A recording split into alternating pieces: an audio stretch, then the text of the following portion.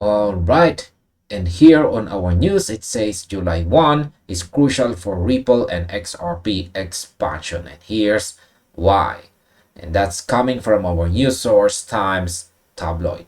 So the question here is, why is the entire crypto market staring at July 1, 2026?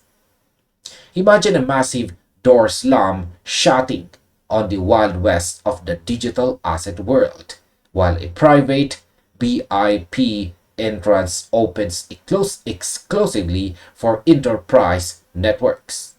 That is exactly what is happening right now. While everyday retail traders are losing sleep over minor percentage fluctuations, the real power players are watching a massive regulatory boundary line drop across the European continent. This isn't speculation or a distant roadmap projection.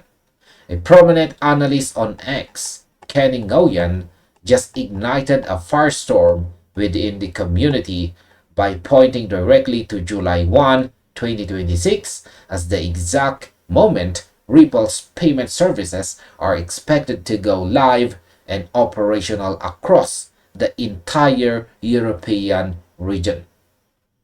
So we are talking about a structural reallocation of capital. The framework known as MiCA, or Markets in Crypto Assets, is officially separating the compliant from the non-compliant. So as a market observer, I see this as the definitive turning point where institutional utility ceases to be a marketing buzzword and becomes a legal reality. Now, here comes my opinion. For years, people have debated when the real institutional wave would arrive for XRP. My take is that it would happen without a uniform, ironclad legal framework. This July 1 date is the exact catalyst the market needed. It removes the fear of regulatory fragmentation across Europe. It's no longer about speculation, it's about infrastructure being turned on. Now, what is the green light that changes 30 countries simultaneously? The reason the analyst on X went viral with rocket emojis and an enthusiastic announcement is rooted in a massive breakthrough out of Luxembourg. Ripple has officially secured preliminary approval for a crypto asset service provider license known as CASP license from Luxembourg's primary regulator, the CSSF. This isn't just a local permission slip. Under the new rules of the European Union, a single CASP approval from a strict authority like Luxembourg grants a passporting mechanism. This means once the final administrative conditions are ticked off, Ripple can legally scale its enterprise payment infrastructure across all 30 countries within the European Economic Area. So, instead of fighting 30 separate legal battles or navigating 30 different sets of compliance rules, a single integration point unlocks access to a massive financial market of over 450 million consumers. So here comes my opinion. This is a matter of corporate strategy. While other firms try to bypass regulators or cut corners, Ripple choose the hardest, most compliant path. Domiciling their European operations in Luxembourg, a historical powerhouse for global fund management, gives them instant credibility. When European banks look for a blockchain partner, they won't choose an unregulated startup. They will choose the one with the CSSF stamp of approval. Right? Now, our next question is, why is the pairing of CASP and EMI a total game changer. To truly grasp why this rollout is unprecedented, you have to look at the architectural blueprint of what is being built. Ripple isn't just entering Europe with a standard crypto transfer tool. They are pairing this new COSP license directly with their existing electronic money institution license.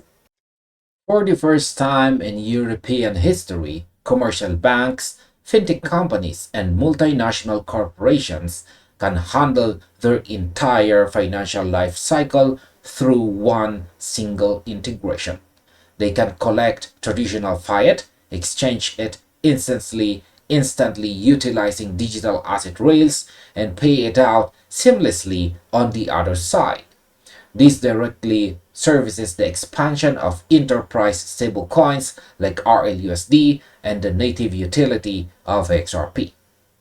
We are talking about an operational framework that has already processed over $100 billion in volume across 60 markets globally, now fully optimized for the strict European banking standard. Now, here comes my opinion to that. This dual license architecture is the real killer app for enterprise finance. Banks don't want to use three different vendors to handle a single cross-border transactions. They want a turnkey solution. By offering fiat custody, stablecoin issuance, and digital asset exchange under a single regulatory umbrella, Ripple has effectively built a moat that will take competitors years to replicate. Now, how does Ripple's progress directly contrast with Binance's fate?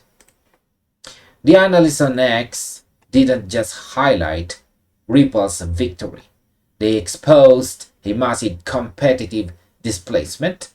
While celebrating the July 1 launch, the post pointed out a stark reality on the other side of the ledger. And that's the reported rejection of Binance MiCA application. So let's just highlight that part. Effective July 1, 2026, the world's largest retail exchange is facing a massive retrenchment from the European market, halting key payment services after withdrawing applications under intense regulatory pressure.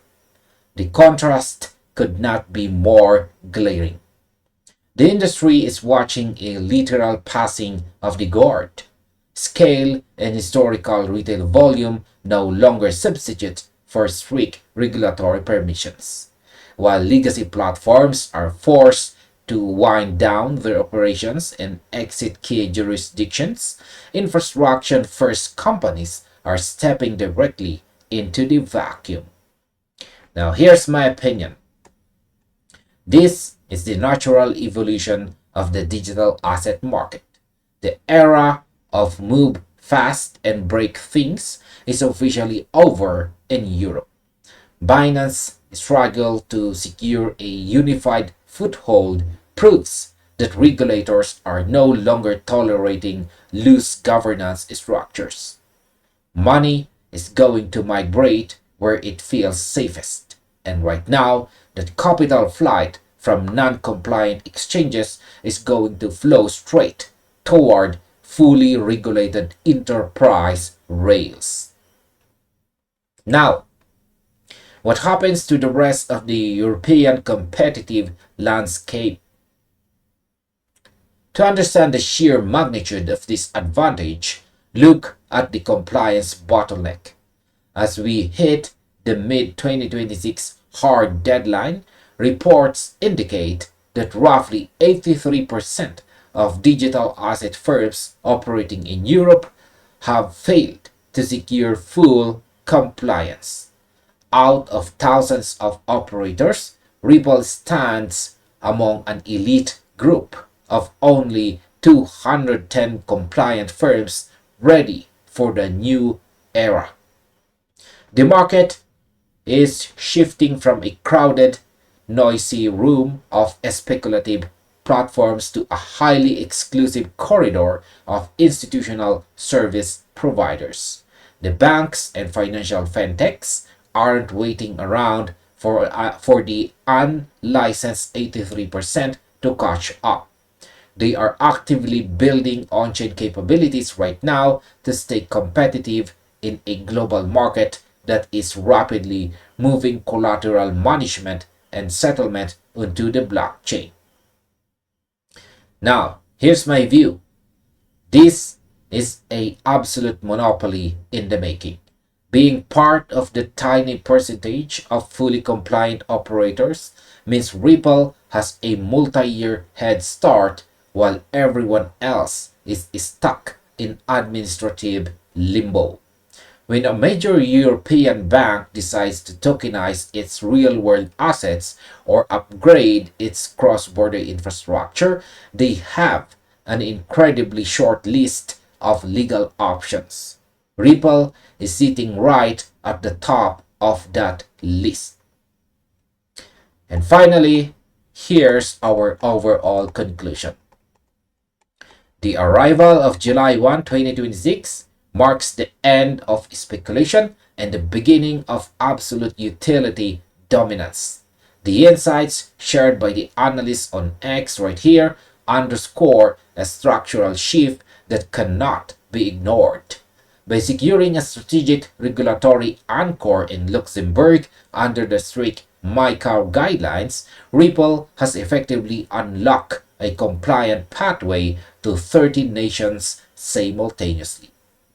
As a non-compliant platforms face systematic exclusion from Europe's massive financial theater, the infrastructure backing XRP and the broader ledger is being woven directly into the fabric of traditional European finance.